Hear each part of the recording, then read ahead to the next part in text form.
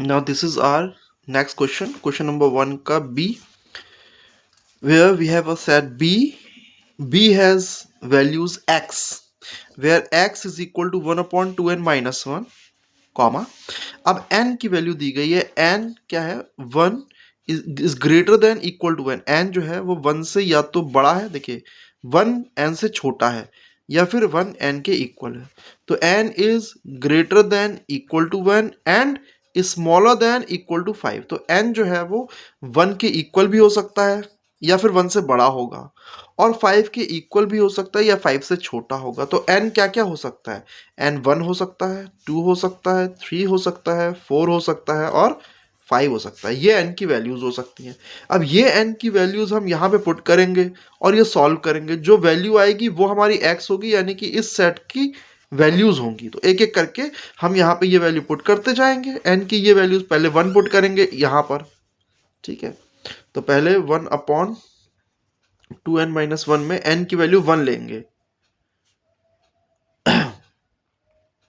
यहाँ पे लिख देते हैं for n is equal to 1. तो यहाँ पे पुट करो 1/2 इंटू n की वैल्यू यहाँ पे ये पुट करेंगे 1 और माइनस 1. तो 1/2 1 ज़ा 2 और ये माइनस फिर ये 1. तो 1/2 में से 1 गया, कितना बचा 1. 1/1 कितना होता है 1. तो पहली वैल्यू जो आएगी वो क्या आ जाएगी. अब ये सेट हम कहाँ पे लिखें, जगह तो मैंने छोड़ी नहीं, मैं यहाँ पे लिख देता हूँ बी सेट. बी सेट में जो पहली वैल्यू है वो कितनी आई, इसे जब हमने सॉल्व करा तो वो क्या देगा हमें, ये सॉल्व करने पे क्या मिल रहा है x. ये किसके इक्वल है, x के, ये x के इक्वल है. तो x की पहली वैल्यू कितनी आ गई 1. तो इस सेट में पहली वैल्यू कितनी हो गई 1.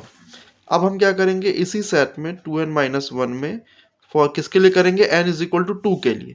तो यहाँ पे कितना पुट करेंगे 2. तो 1 पहले से 2 है, 2 इंटू ये n की जगह ये दूसरी वाली वैल्यू 2, फिर ये माइनस, ये वाला माइनस यहाँ और ये 1. तो 1/2 2 ज़ा 4 माइनस 1, यानी कि 1/4 में से 1 गया 3. तो नेक्स्ट वैल्यू कितनी हो गई 1/3. तो इस सेट में नेक्स्ट वैल्यू होगी 1/3. फिर उसके बाद 1/2n माइनस 1 फिर से लेंगे. इस बार 1 इंटू 2 की वैल्यू, n की वैल्यू कितनी लेंगे यहाँ पर, ये वाली वैल्यू लेंगे 3. तो यहाँ पे 3 पुट करेंगे 3, फिर ये माइनस और ये 1. तो 1/2 3 ज़ा 6, फिर ये माइनस और ये 1. तो 1/6 में से 1 गया 5. तो अगली वैल्यू कितनी हो गई 1/5. फिर अपॉन 1/2 n माइनस 1. तो 1/2 इंटू n की वैल्यू, पिछली बार हमने 3 ली थी, इस बार हम 4 ले लेंगे. तो यहाँ पे 4 लेंगे, 4 माइनस ये माइनस और फिर ये 1.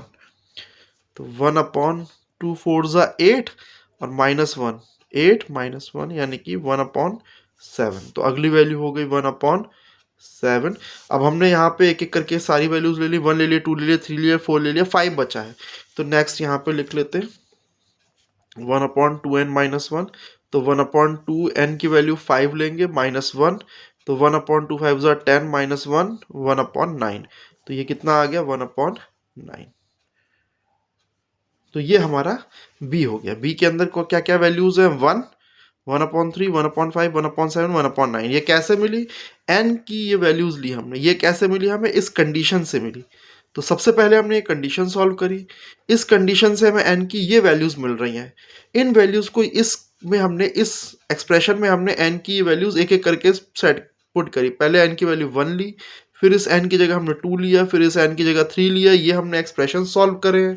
पहले n की जगह 1 लिया तो ये वाला सॉल्व करके इतने वैल्यू है. जब n की जगह 2 लिया तो ये वैल्यू है, फिर n की जगह 3 लिया तो ये वैल्यू है, फिर n की जगह 4 लिया तो ये वैल्यू आ गई, और फिर जब n की जगह 5 लिया तो सॉल्व करके 1/9 आए. यही इस सेट की वैल्यूज हो गई. अब हमें इसका कार्डिनल नंबर बताना है विच इज़ NB. तो यहाँ पे कितनी वैल्यूज हैं, काउंट करके लिखेंगे 1 2 3 4 5. तो ये कार्डिनल नंबर इसका हो गया 5. So this is the answer. ये दोनों आंसर हो गए. ये वो सेट है और ये उस सेट की वैल्यूज है. ये आप पूरा इसको एक बार ध्यान से देख सकते हैं. This will become clear to you.